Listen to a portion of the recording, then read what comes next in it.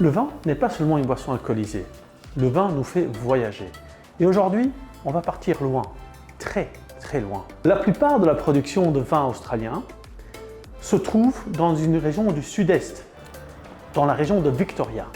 Au nord de cette vaste région de Victoria coulent les grands fleuves, dont le Murray et le Darling, qui vont façonner cette région viticole.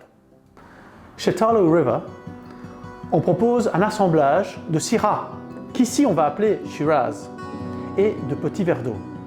La Syrah ou Shiraz est souvent associée avec l'Iran.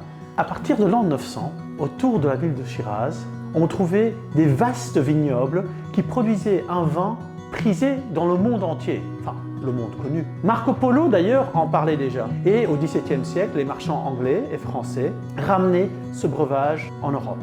Y a-t-il une connexion entre la ville de Shiraz et la Syrah que nous buvons aujourd'hui? Les romantiques diront que oui. Les scientifiques, eux, vont dire que nul ne l'a jamais prouvé.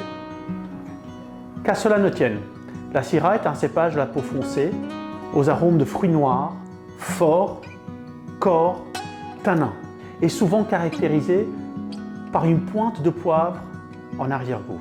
L'autre cépage qu'utilise Tarlow River dans cet assemblage, c'est le petit verre d'eau. Le petit verre d'eau, lui, est un cépage dont les origines se perdent dans les brumes de l'histoire. Ce seraient les Romains qui, de la Méditerranée, amènent ces raisins vers le nord. Utilisé jadis beaucoup dans les assemblages bordelais, aujourd'hui on l'utilise un tout petit peu moins, parce que sa maturation est plus tardive.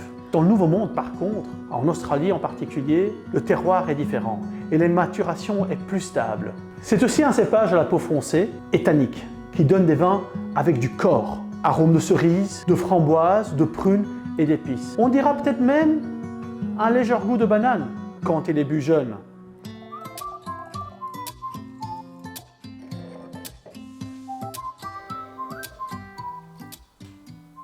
Qu'est-ce qu'on sent au nez? Il y a du ribes, il y a des mûres, il y a des cerises noires. Je sens plus le ribes que la cerise. Moi, je sens plus la cerise que le ribes. Donc on voit ici une robe assez foncée.